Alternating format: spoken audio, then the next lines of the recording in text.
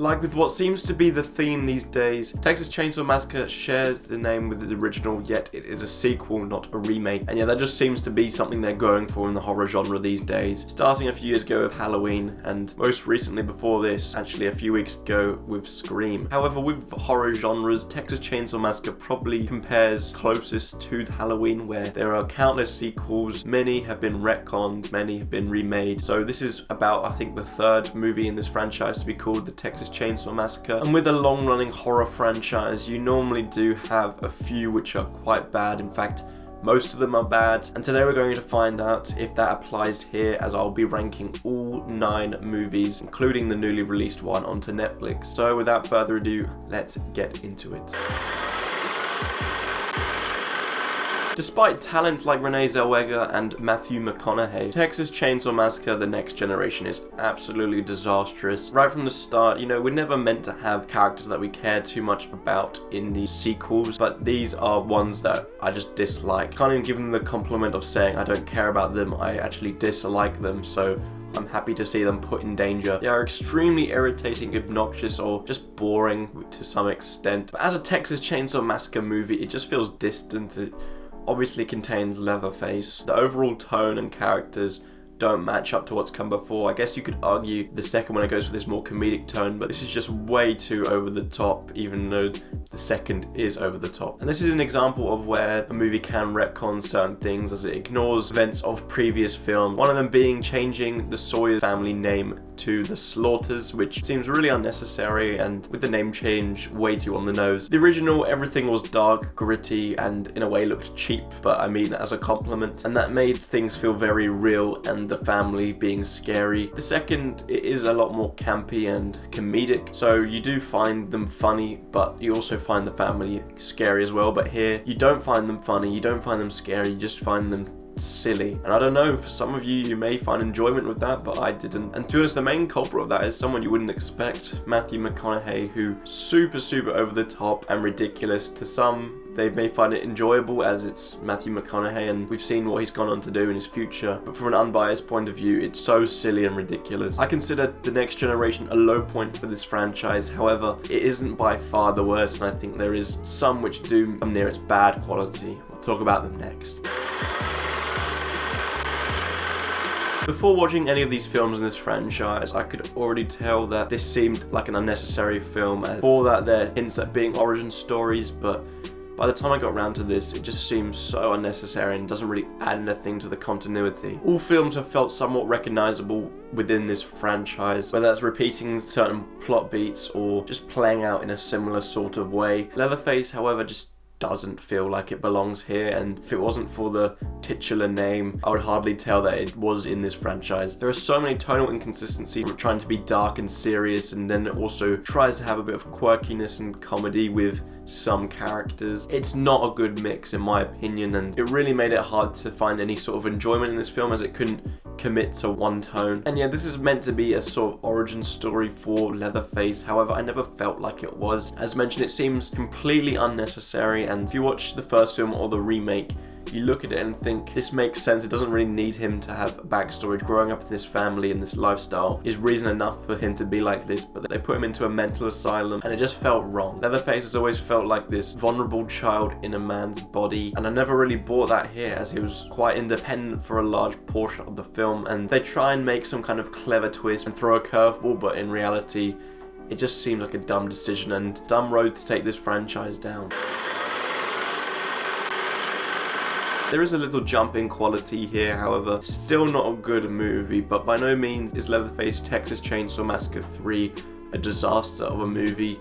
It's not a good movie, but the reason it is quite low is just it's forgettable. It's so formulaic that there's nothing interesting to pluck from it. This film is barely talked about, and I reckon it would never be mentioned by anyone if it wasn't attached to this franchise. Third movie into this franchise features characters who once again don't make an impact, are immediately boring and forgettable just like the film, and there doesn't seem to be too much of a plot here. It really did feel like I was watching 85 minutes of boring characters running around a forest. Like I've mentioned in this video before, it does have moments which you'd watch and think this does not feel like it's part of this franchise, as well as continuity errors, but You can never rely on logic in the horror franchise these days, or in general. And I was thinking, why is this film so boring? And once I watched the film, I looked into it, and a lot of the kills were cut back despite its R rating. It kills pretty much were like for a PG-13 horror movie where it barely showed any blood at all. So I think that was the nail in the coffin for my enjoyment of this film. As I mentioned, it's not a bad movie, it's just severely underwhelming and really forgettable.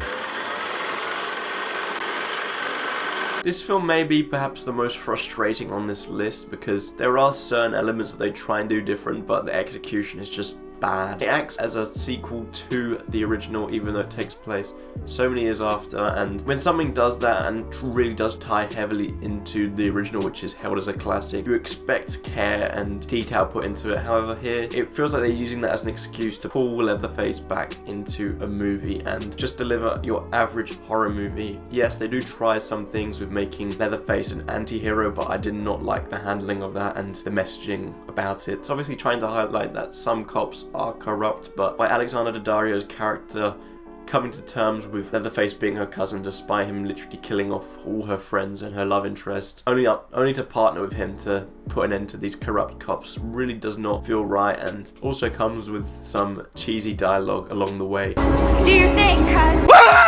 And that's one of the problems here, is the dialogue, or just the writing in general. It does not flow in a natural way, and it just feels so painfully obvious and trying to stick to a horror stereotype at points. And bad writing can be ignored at points, but when it really does become with incorrect facts or defies logic to some extent, like a mid-20s Alexander Daddario playing someone who was supposedly born in 1974 in 2013, it really does make it hard to follow it from the get-go when something like that is so obvious. I mean, who knows? She could be that age in the film, but she certainly does not look like it. And I feel like they're just trying to do it because they're trying to have a big name or an attractive star play the lead so people will come and watch it. Certain reveals do make it obvious that they did not look back through the script too many times to realize that they have made mistakes with certain reveals. But nonetheless, this is a seriously flawed film which does try something new, so I guess I have to give it credit, but yeah, it does not execute it well.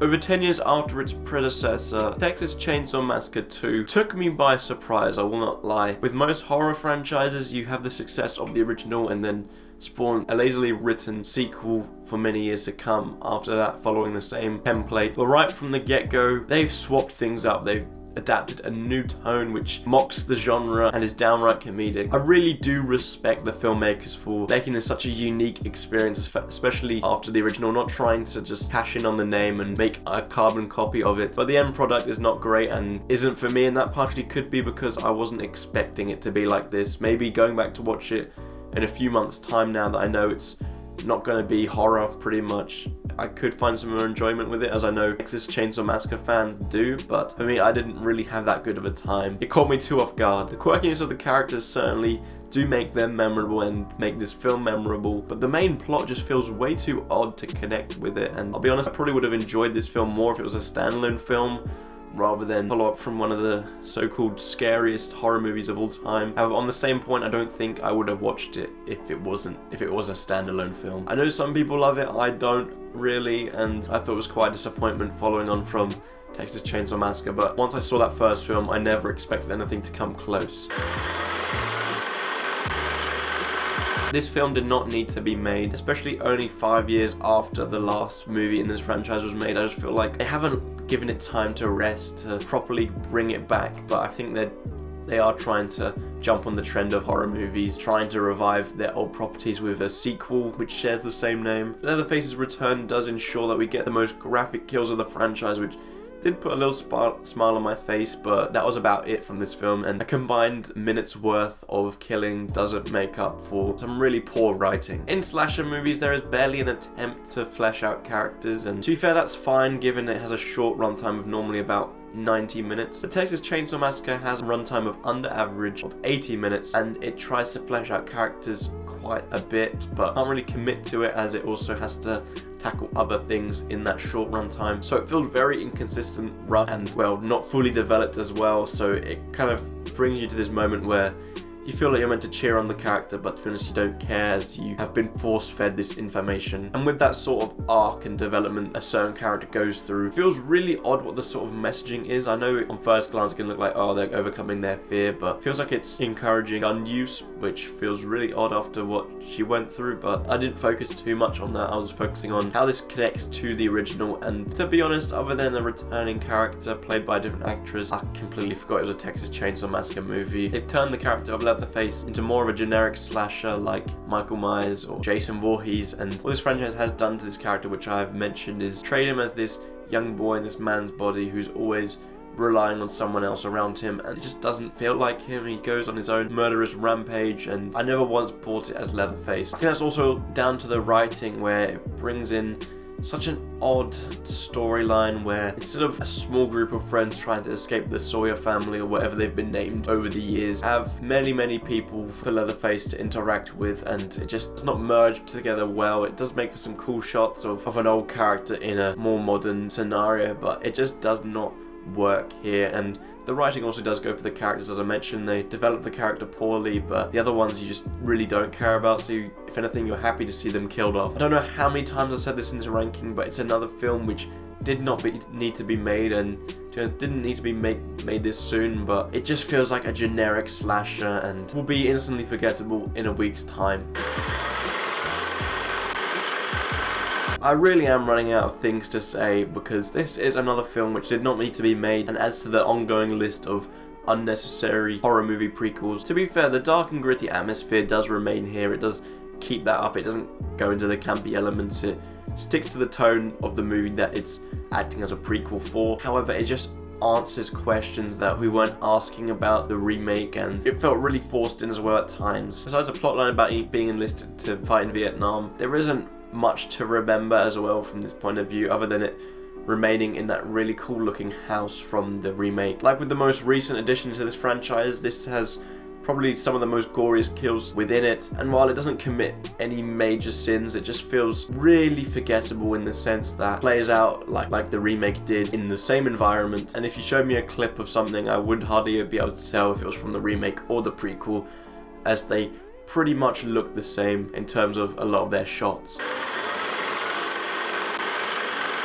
By this point of watching through this franchise, I was frustrated to see that a remake had come up, and looking at what critics had said about it, I was expecting for another unnecessary remake. And while I wouldn't go as far as saying it was an unnecessary remake, I was pleasantly surprised, and I think that may be an unpopular opinion from critics' point of views, but let me know down below what your ranking would be, because I want to know what fans of the franchise think. But I really did enjoy this movie, and it acted as like a slicker version of the original, meaning it complements the film it's remaking rather than being a shot-for-shot take. With all these movies on the list, you can tell which ones have had care put into them. This being one where, as I mentioned, it doesn't just recreate things shot for shot, but it uses great cinematography, and there's a shot from the beginning which is kind of a pun in itself, where I was literally blown away. It's my favourite one of the whole entire franchise, and it could be in the whole genre. It has some chilling cinematography which pays homage to the original as well, while doing its own sort of thing. And as I mentioned, it's a slicker production, as it's more graphic with its kills and does some really shocking things. For the gore that fans wanted from the original, they get it in this remake, and I think as remakes goes, it's one of the better ones in this genre. It has some really beautiful cinematography and gruesome kills, but doesn't add too much new on a story level to what the original done, but that didn't bother me too much.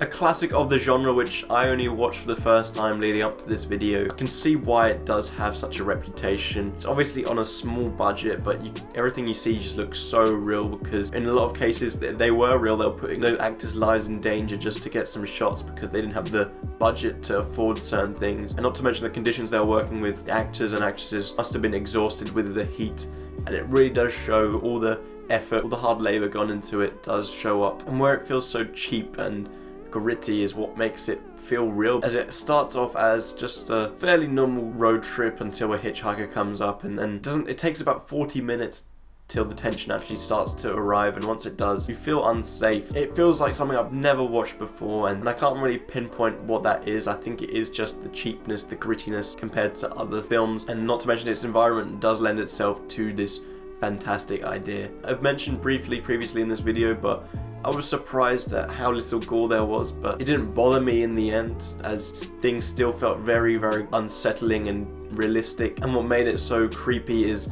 that this family had no motive. They're just crazy and doing it for their own enjoyment, as you can't really bargain with them. This is such an important film to the genre, and to be honest, I could say it paved the way for other films like it, but I haven't experienced anything like it. That's why it comes in at first place. Horror franchises are always interesting to rank, so let me know what yours is down below, because there are many opinions that can come from it, and I'm eager to see where people place this new film. If you did enjoy today's video, please like and subscribe. It would really mean a lot. And if you want to check out any of my other videos, I'll have a link to a playlist of my rankings up in the corner here. But anyways, once again, thank you for watching, and I hope to see you in my next video.